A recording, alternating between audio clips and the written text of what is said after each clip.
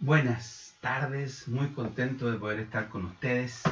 Hoy día vamos a tocar un tema muy importante. Mucha gente quiere cambiar, mucha gente quiere mejorar, mucha gente quiere cambiar cosas en este planeta, pero para ser ciertos y verdaderos, la mayoría de la gente ni siquiera se conoce a sí mismos, ni siquiera saben lo que tienen en su interior, ni tampoco están dispuestos a descubrirlo.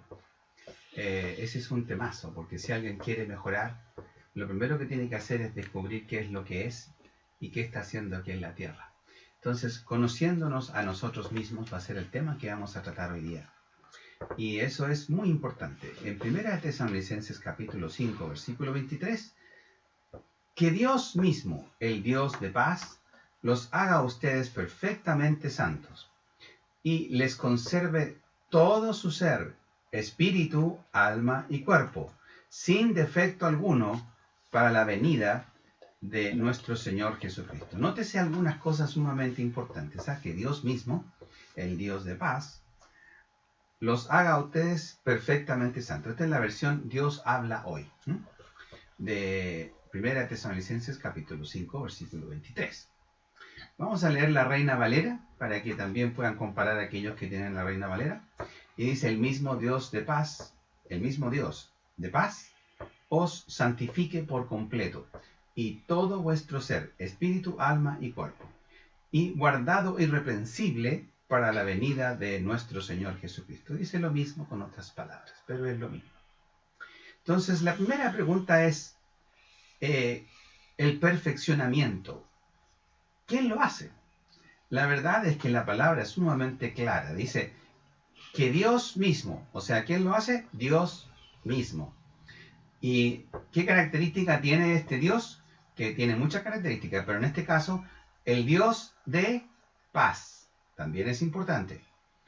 Los haga ustedes perfectamente santos, o sea, nos perfeccione, nos santifique. Perfeccionamiento, crecimiento o santificación es lo mismo. No tengan el pensamiento de santificación religioso, que es una persona que tiene un halo y que cumple con un montón de reglas de las doctrinas dictadas por ellos mismos.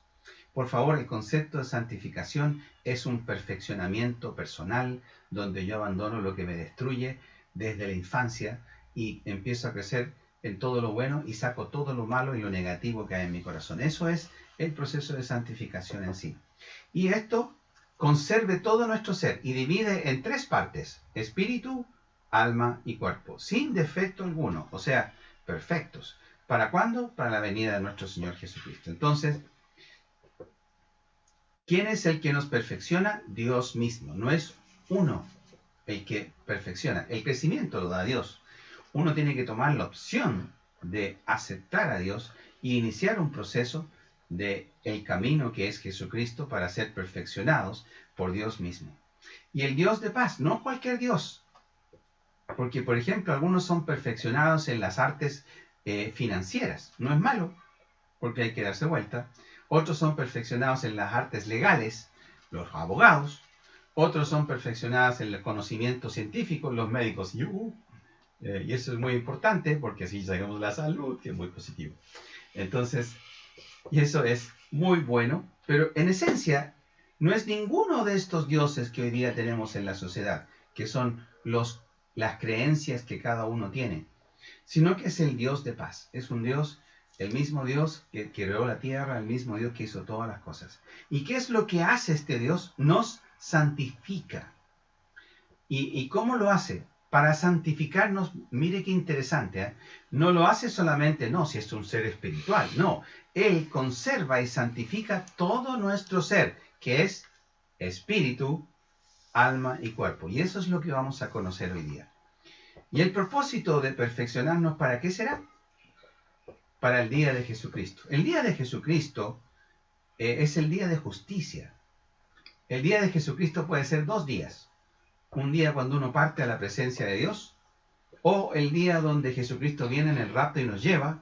Cualquiera de los dos es un día de justicia, porque ya dejamos de vivir en la injusticia y vamos a ser perfeccionados hasta ese día. Entonces, repito, ¿qué es lo que perfecciona a Dios? Dios perfecciona al espíritu, alma y cuerpo. Entonces tenemos 3 áreas en que perfeccionarnos. Y esto claramente tiene un orden. El orden que Dios determinó cuando el hombre estaba en el Edén, era el espíritu dominaba el alma y el alma dominaba el cuerpo. En estas tres áreas, en ese orden, en ese alineamiento. Cuando el hombre peca, el alma toma control, las pasiones toman control, las emociones toman control. Las emociones en sí no son malas, recuérdenlo. Lo que es malo es lo que hacemos con las emociones. Entonces, cuando las emociones toman control de nuestra vida, por ejemplo, Caín, la envidia, la rabia, todas esas cosas mató a Abel. Y eso no fue por inteligencia, eso fue por emociones y sentimientos que claramente tomaron control porque el alma estaba gobernando, ya no gobernaba el espíritu. Entonces, vamos a definir estas tres áreas. Y para eso es necesario que entiendas que si tú realmente entiendes que el hombre está dividido en las tres áreas y entiendes cómo estás dividido y qué es lo que tienes que hacer para perfeccionarte, recién entonces has comenzado tu camino de perfección. Porque los que quieren perfeccionarse en el alma solo serán aumentados en el alma, pero no en el espíritu, y no podrán alcanzar las sendas de justicia, lo que Dios quiere que realmente alcancemos, ni la verdad, ni el Edén que tanto todos anhelamos, que es un mundo lleno de justicia, de paz y de amor. Ese es el mundo que anhelamos, ese es el Edén nuestro, les aviso. Y ese Edén no llega a través del alma.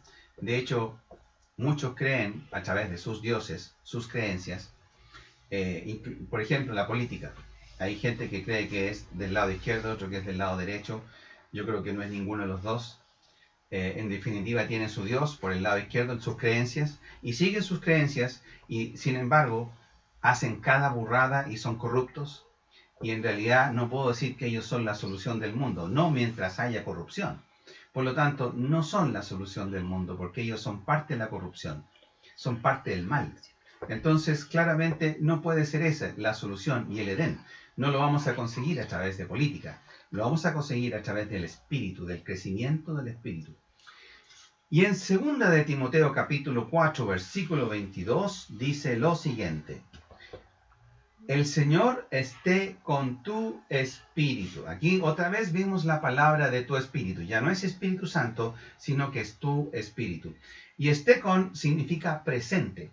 Es un presente, o sea, no es que el pasado, es que Dios estaba con tu espíritu. Tampoco es el futuro que Dios va a estar, que también lo es, sino que es esté. Esto quiere decir que el perfeccionamiento ocurre en el día a día, cada día. ¿Cómo lo hace Dios? Dios extiende todos los días sus brazos de amor y sus lazos de amor para llevarte a tomar las decisiones correctas y que no te equivoques, y que camines por el camino del bien y no por el del mal.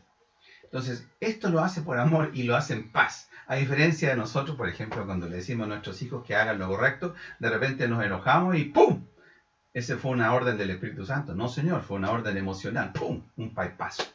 Eso ocurre con cierta frecuencia, pero en esencia nosotros no somos como Dios, el Dios de paz, no. Lo hace con una paz infinita y con una paciencia infinita. Yo me miro a mí mismo y digo, Dios, qué manera de tener paciencia. Dios, tú tienes una paciencia increíble. Y cuando miro a mis hijas también digo lo mismo. Eso es muy bueno. Así que ya saben.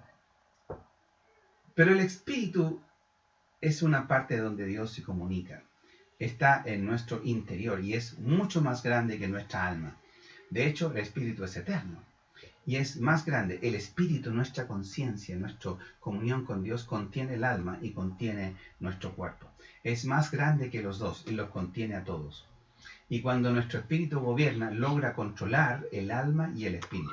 Y eso es muy importante, ¿eh? Si alguien quiere dejar de ser tan emocional, por ejemplo, que uno toma... Bueno, ustedes saben, yo les he dicho anteriormente que las emociones no son inteligentes, porque las emociones están en la parte límbica del cerebro, que es la parte primitiva. Por lo tanto, nuestras emociones no son inteligentes. Cuando nos enojamos no decimos nada inteligente. Por lo tanto, nuestras emociones no pueden gobernarnos. Si alguien realmente quiere salir de un estado así y pasar a un estado espiritual donde haya mucha fe, mucha lógica, mucho amor, tiene que salir del estado almático, que son las emociones. Y para eso tiene que empezar a hacer crecer el espíritu.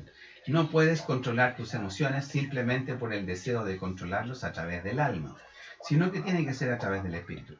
En Génesis capítulo 2, versículo 7, Jehová Dios formó al hombre del polvo de la tierra y sopló tiene una palabra muy interesante, que se escribió en hebreo y se escribía como neshama, que significa aliento.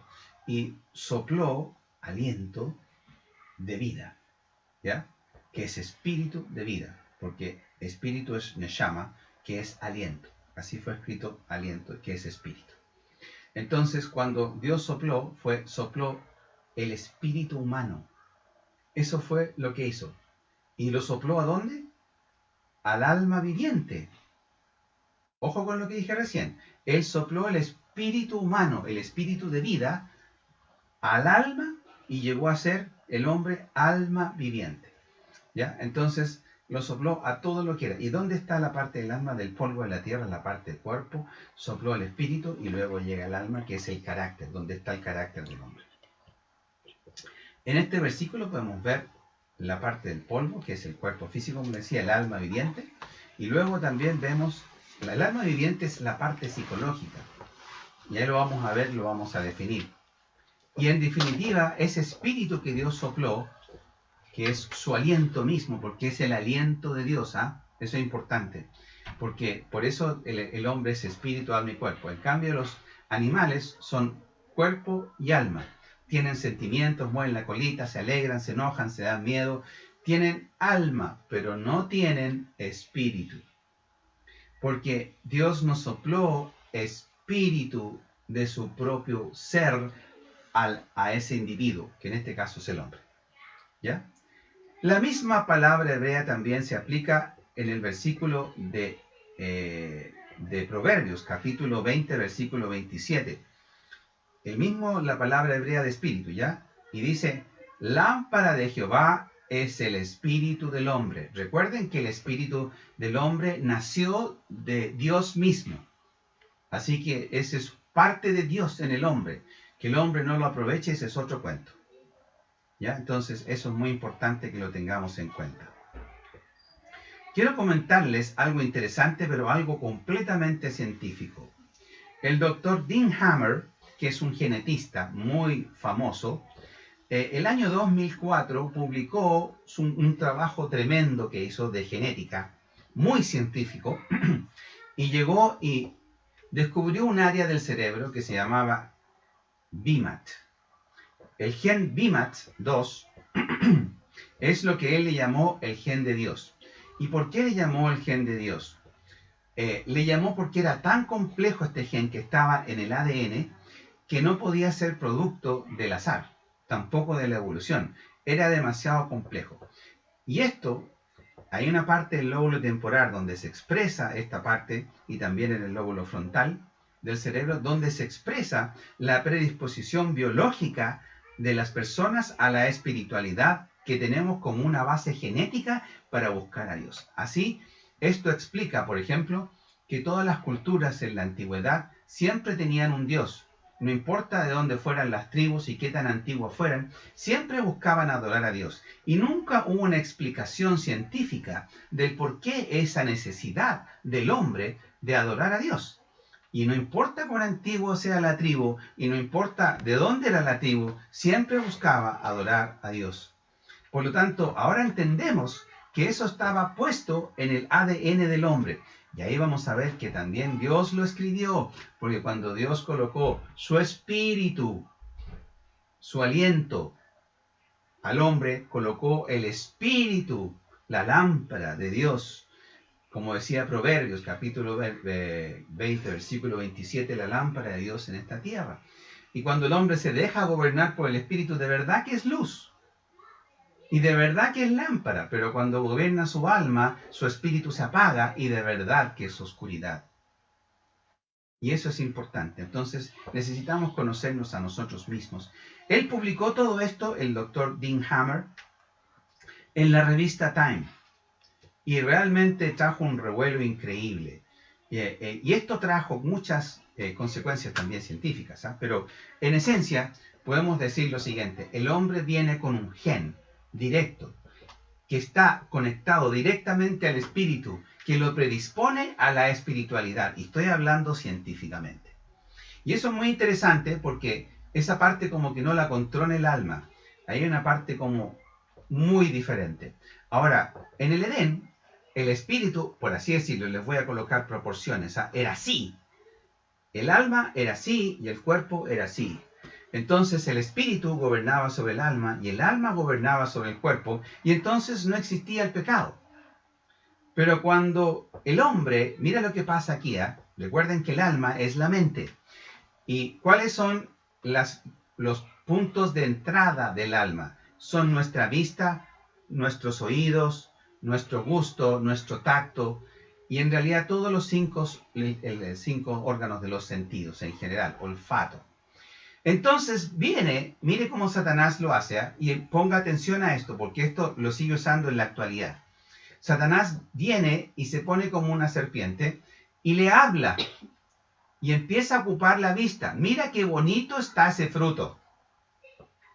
Y le dice, es realmente delicioso, pero además ocupa cierta verdad, pero el 99% es mentira. Y le dice, si serás como Dios. Y entonces entra la ambición en el hombre de ser como Dios, que de pasadita es el mismo pecado de Satanás, que quería ocupar el lugar de Dios. Entonces se está repitiendo el mismo pecado, y a través de la ambición se produce la desobediencia del hombre. Entonces, cuando esto pasa, fíjense lo que pasó. El hombre no siguió su espíritu, sino que siguió su alma. Y cuando siguió su alma creció, porque ¿qué alimentó? Tú alimentas tu espíritu con la palabra de Dios, con la fe, con el amor, con todo lo que Dios hace, y te conectas con Dios y haces crecer a tu espíritu. La oración no es un pliego de peticiones, ni es para contarle a Dios tan solo nuestras experiencias. No, no es solamente eso. Quiero que entiendas que la oración es una conexión directa con Dios a través de nuestro espíritu. Es una conexión. Voy a repetir eso. La oración es una conexión con Dios. ¿Y con qué Dios? Con ese Dios de amor, con ese Dios de paz. Este Dios de paz luego inunda, se conecta con nosotros. ¿Y por qué se conecta? Se conecta específicamente porque Jesucristo, cuando vino a la tierra, rompió el velo del templo, el lugar santísimo. Y entonces el hombre tuvo acceso, inmediatamente el hombre tuvo acceso al lugar santísimo. Entonces, cuando yo oro, estoy teniendo acceso al lugar santísimo para estar en la presencia de Dios. Eso quiere decir, estoy conectado con Dios mismo, lo que me permite crecer en amor, crecer en todo. Y ahí es donde está el crecimiento espiritual, y ahí finalmente se da el crecimiento que se traduce en fruto del Espíritu. Y este fruto del Espíritu hace que el Espíritu crezca tanto que vuelve a tener las proporciones del Edén. Entonces el Espíritu es tan grande porque se alimentó bien que gobierna el alma, las emociones, los sentimientos, ya lo vamos a ver esa parte, y gobierna el cuerpo. Entonces, para eso hubo que hacer crecer el espíritu, pero para eso tuvo que haber una conexión con Dios. La conexión con Dios no depende de mis pensamientos, ni depende de lo que veo, ni de lo que escucho. Depende de la fe y del amor, que están directamente en el espíritu. Y cuando yo entiendo esto, y yo me comunico también con mis hermanos en oración, y estoy conectado en oración con mis hermanos, y estoy conectado con Dios, entonces fluye el amor, y fluye la paz, y fluye la fe, porque no me conecté a través del alma, me conecté a través del espíritu. Espero que eso haya quedado súper claro, porque eso hace la diferencia entre que una oración tenga el efecto que buscamos o no lo tenga. Porque si te conectas a través del alma, estarás haciendo una oración almática, pero no espiritual. Ya veremos la importancia de eso. Cuando el hombre peca, el alma gobierna. El alma alimentó el alma. Por lo tanto, el alma creció.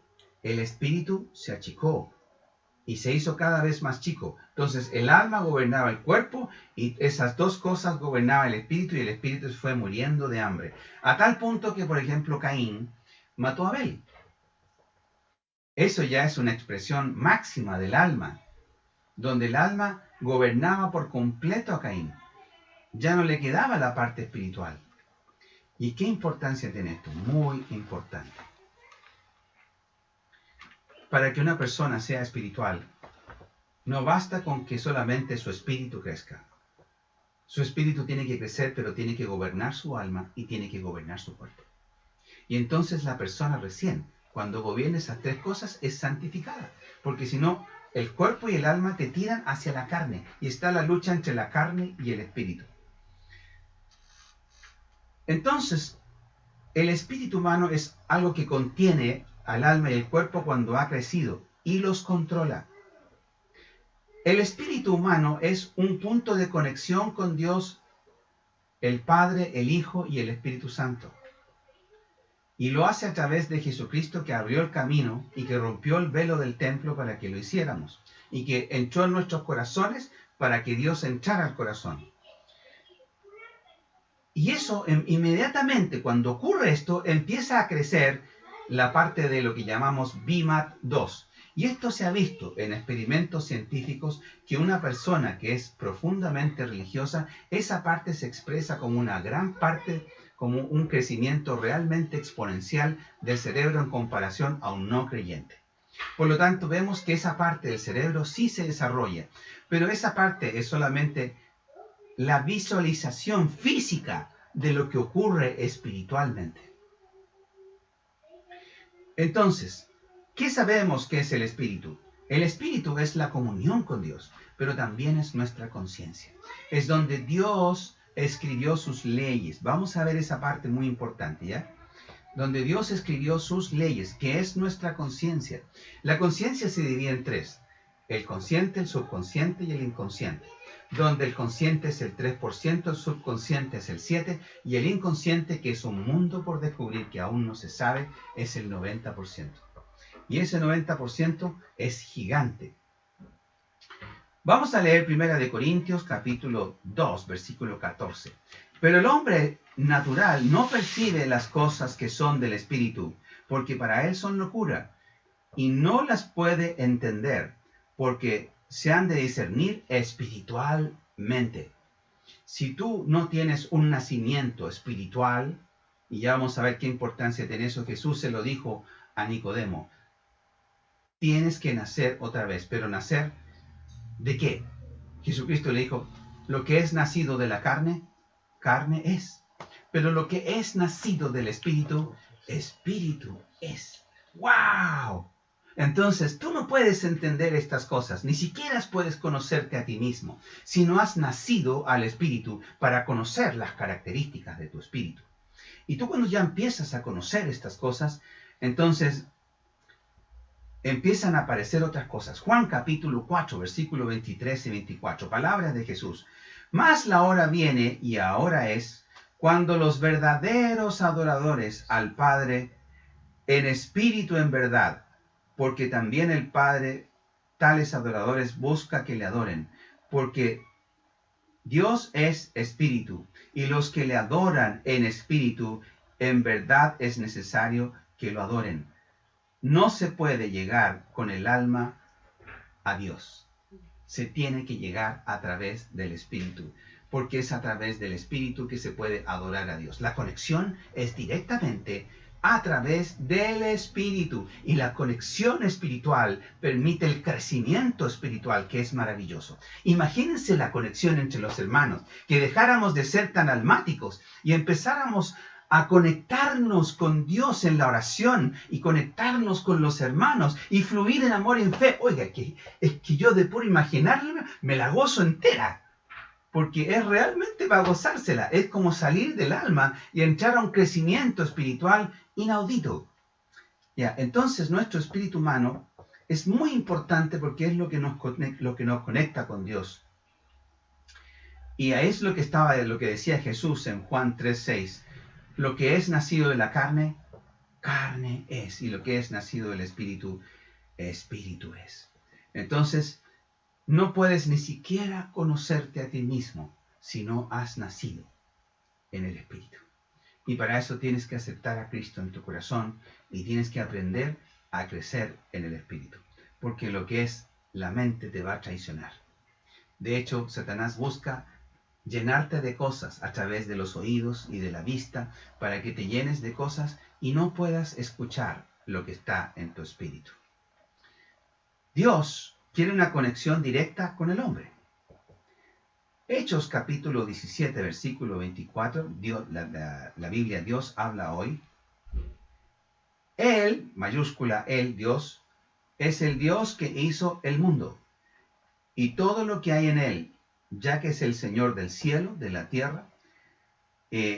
No vive en tiempos hechos por hombres, sino que habitará en templo hecho por su mano, es decir, el corazón.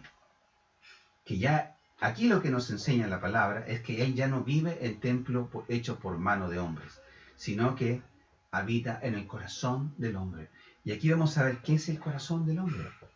Y vamos a ver algunas diferencias que Dios hace en la Biblia, porque esto es bíblico. Jeremías capítulo 31, versículo 33 dice: este es el pacto que después de aquel tiempo haré con el pueblo de Israel, afirma el Señor, y pondré mi ley en su mente. ¿Se acuerda que decíamos que Dios escribe esas cosas en la mente de cada uno?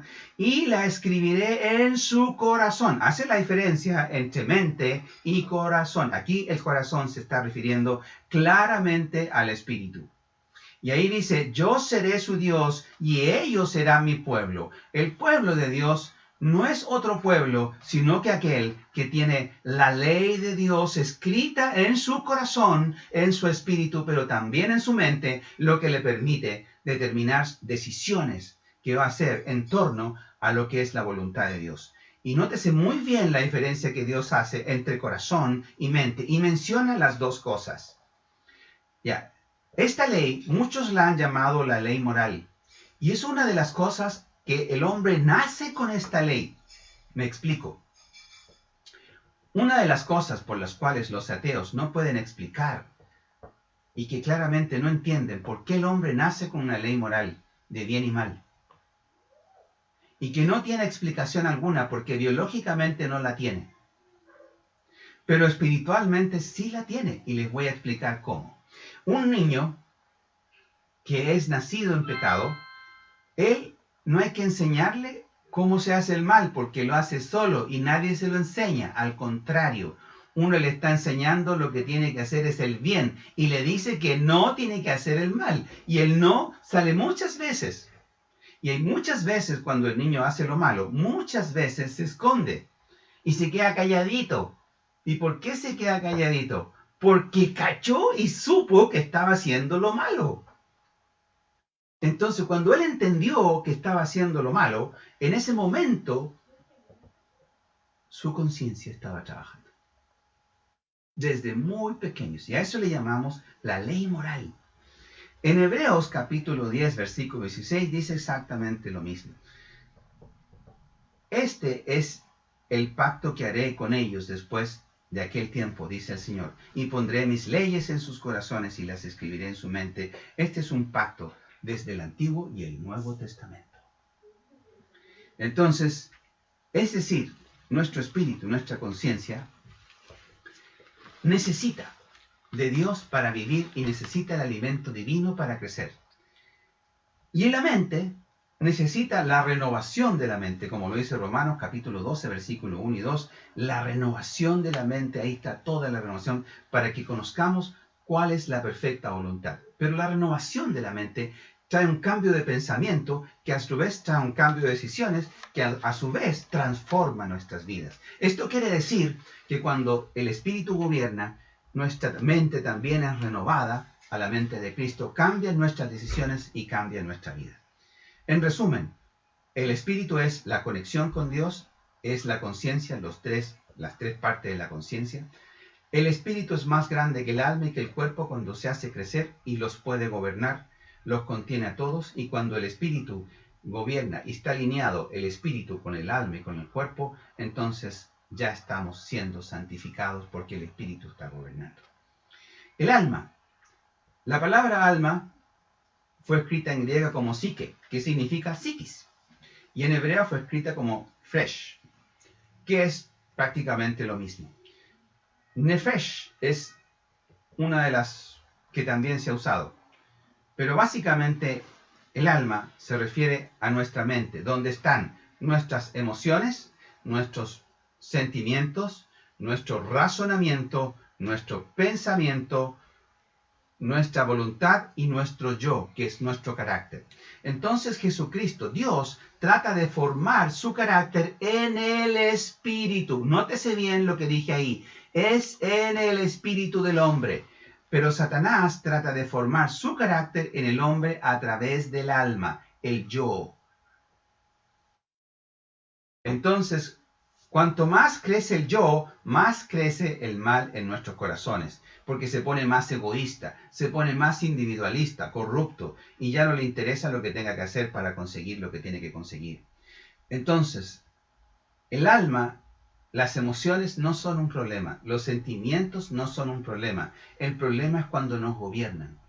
Y en ese caso somos almáticos y somos sentimentales y nos herimos por todos. Y en ese caso vivimos continuamente en eternos conflictos internos que definitivamente no expresa más que la falta de dominio del espíritu sobre el alma. En el espíritu está el fruto del espíritu, que es la fe, el amor, el gozo, la paz, la paciencia, la benignidad, la bondad, la mansedumbre, la fe, la templanza. Entonces, nosotros tenemos el fruto del Espíritu en el Espíritu que gobierna todo el resto. Cuando la fe gobierna el alma, o sea, las emociones, entonces tenemos control de nuestras vidas. Y sabemos lo que queremos y no dejamos que nuestras emociones nos gobiernen. Entonces, ya sabemos cómo Satanás reproduce su carácter en nosotros, es a través del alma. Y aquí hay tantas cosas que quiero leerles, pero me están hablando, me acaban de mostrar un reloj. ¿Qué significa? Que estoy hablando mucho. Sí, pero no se preocupen, tengo más que hablar. Ya, así que aquí viene. Cuando Pedro le indica algunas cosas a Jesús, Jesús le dice a Pedro, quítate delante de mí, Satanás. No le estaba hablando a Pedro, le estaba hablando a Satanás que está hablando a través de Pedro. Tú tienes que aprender a identificar de las palabras que salen de tu prójimo, qué origen tienen.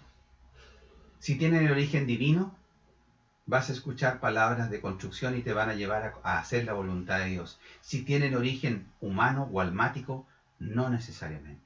Vas a tener que aprender a discernir en sabiduría de cuál es el origen de las palabras que te están diciendo todos tus prójimos, todos, sin excepción. Y Satanás, a través del prójimo, a través de la sociedad, comerciales, televisión y todo lo demás, trata de imponer su carácter y colocar su carácter en nuestra alma. Y es el resultado de una vida que Satanás ha venido colocando cosas, y por eso que vamos a hacer el renacimiento, porque a través de heridas ha marcado el corazón de personas, y un yo que reaccionó, un ego que reaccionó de mala manera para defenderse, creó mecanismos de defensa que son peores que la vida original. Eso vamos a hacer cuando volvamos. Vamos a sanar heridas y vamos a destruir ese yo que está mal, que destruye nuestras vidas. Y eso vamos a construir un yo libre de toda esa porquería que tenemos del pasado, que Satanás viene construyendo de hace mucho tiempo. Entonces es muy importante que nosotros entendamos esto. Y yo les voy a dar una clave para que ustedes entiendan esto, ¿eh? Y Jesús le dijo, amarás al Señor, esto es Mateo 22, 37, amarás al Señor tu Dios con todo tu corazón, tu alma, corazón, aquí está diferenciado del alma, fíjese bien ese detalle también, aquí está hablando de espíritu. Amarás al Señor tu Dios con todo tu espíritu, lo voy a traducir para que ustedes entiendan, con toda tu alma y con toda tu mente, y de toda tu mente y todo tu cuerpo. Entonces, básicamente aquí también está haciendo la diferencia entre todo lo que es espíritu, alma y cuerpo. Definitivamente Jesucristo también estaba diferenciando las cosas, y si todo el mundo realmente siguiera el espíritu y amara a Dios por sobre todas las cosas y a su prójimo como a sí mismo, ¿cómo sería el mundo? La verdad es que no habría delincuencia, no habrían políticos, gracias Señor. No habrían cosas muy malas, ¿cierto?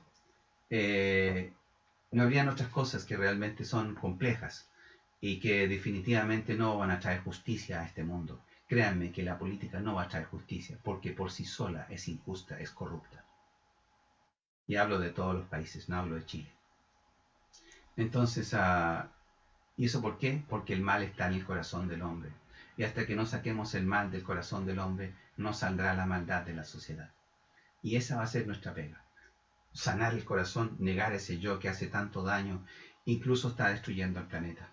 Es hora de que nos unamos espiritualmente y que echemos fuera todo aquello que es corrupto, que es malo, que es injusto, y podamos crear una humanidad de mejor calidad, que incluso podría salvar hasta nuestro planeta. Y eso es realmente increíble, y no centren sus esperanzas en ningún otro credo. Y hablo mucho de la política porque ese es un credo muy frecuente, ¿no? Pero si ustedes centran en eso, siempre verán la izquierda y la derecha, y hace rato que eso fue superado. El mal está avanzando a velocidad por sobre la izquierda y la derecha, está haciendo de las suyas, y no la pueden parar. Entonces, el cuerpo ya es lo último que les voy a hablar. La Biblia se escribió en griego como soma, por eso cuando hablamos en enfermedades médicas, hablamos de enfermedades psicosomáticas que las produce la mente, pero es una enfermedad del cuerpo.